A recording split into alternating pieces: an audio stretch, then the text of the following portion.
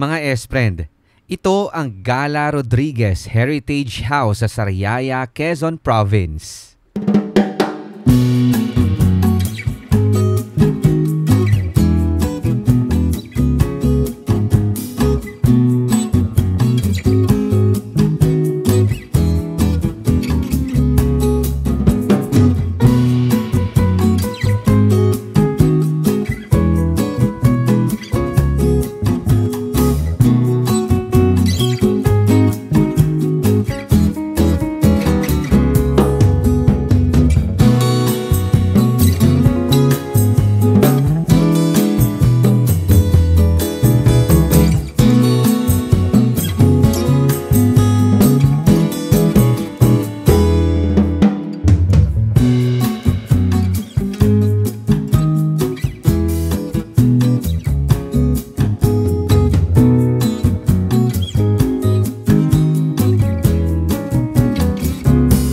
May 14, 2008 nang ideklara ng National Historical Institute bilang bahagi ng National Heritage ang malaking bahay ni na Dr. Isidro Rodriguez at Doña Gregoria Gala.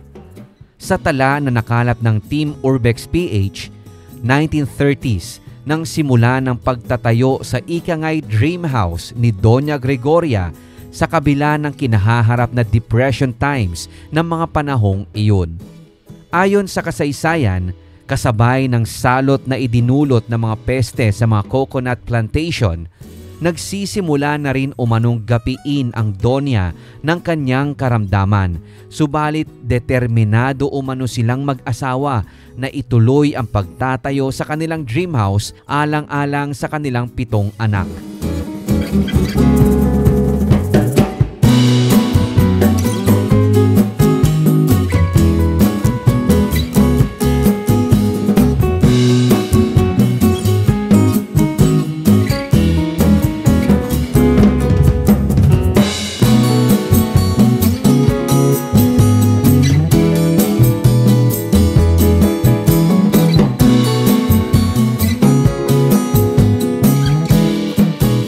Hindi mo nga raw basta-basta dapat maliitin ang pagbuo sa mansyong ito sapagkat ang mahusay na si Architect Juan Nakpil ang nagdisenyo ng kabuuang itsura, habang si Don Gonzalo Puyat naman ang nagdisenyo sa mga kasangkapan sa loob ng bahay.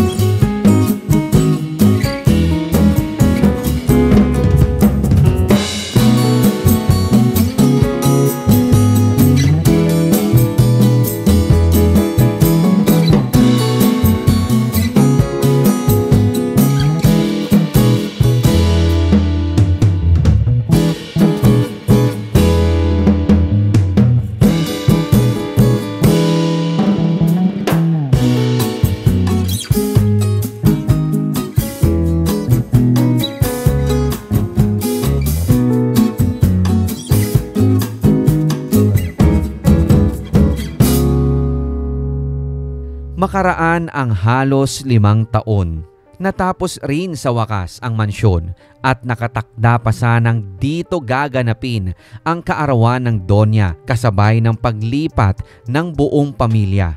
Subalit tila naglaro ang tadhana sapagkat 2 araw bago sumapit ang Mayo 4 taong 1935, pumanaw si Doña Gregoria.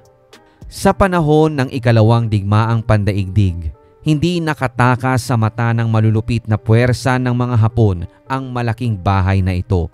Sa katunayan pa nga, base sa kasaysayang naitala sa loob ng bahay, 3 sa mga high-ranking officials ng Japanese Imperial Army ang kumubkob sa tahanan ng mga Rodriguez. Sa katunayan pa nga'y naging headquarters at tirahan ng mga general ng Japanese Army ang 2nd floor ng bahay habang sa ibaba naman pinahintulutang tumira ang pamilya ni Dr. Isidro.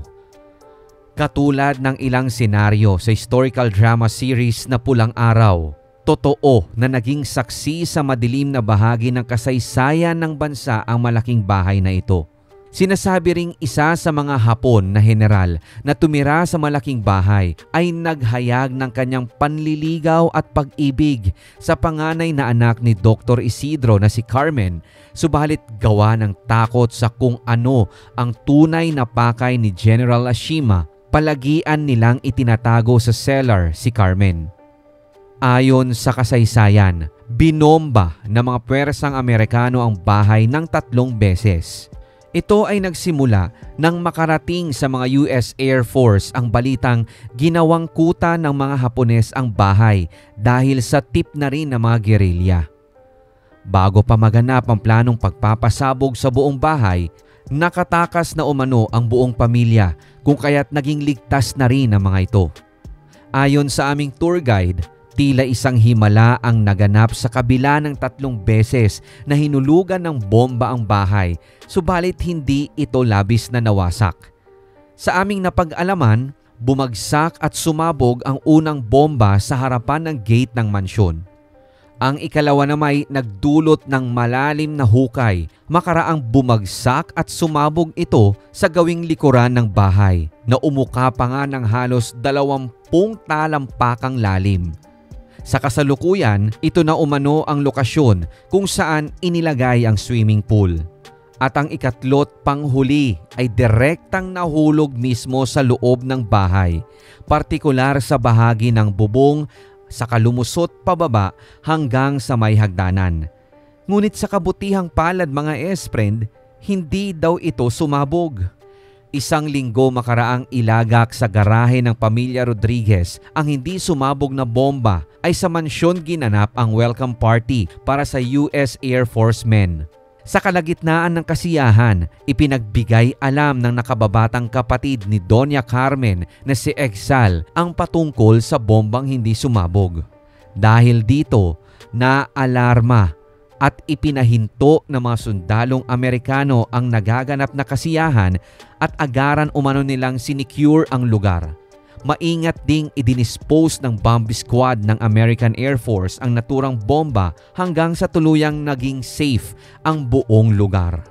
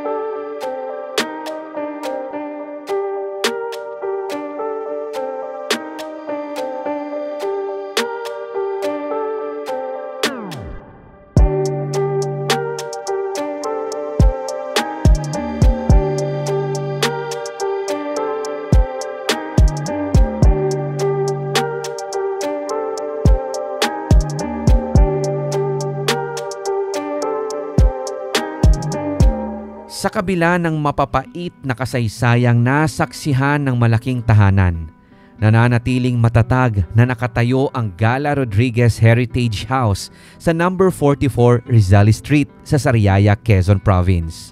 Sa katunayan pa nga mga S-Friend, nilibot rin natin ang iba pang mga heritage houses sa kalapit na area at abangan nyo na lang ang next exploration natin sa mga ito sa mga susunod na episodes. Kung sakaling nagustuhan mo ang ganitong exploration, comment nyo na ang mga nalalaman ninyong mga luma o mga ancestral houses, maging ang lokasyon nito na maaari nating ma-feature sa susunod na episode. Pwede nyo rin kaming i-message sa pamamagitan ng ating Urbex PH Plakado TV Facebook page. Maraming salamat mga S-Friends sa pag-share at pag-like ng videong ito. Huwag kalimutan, bilang pampagana na ha, subscribe na rin sa channel para ma-notify ka sa mga bagong videos. Ako po si Rico Loco, hanggang sa susunod na exploration videos.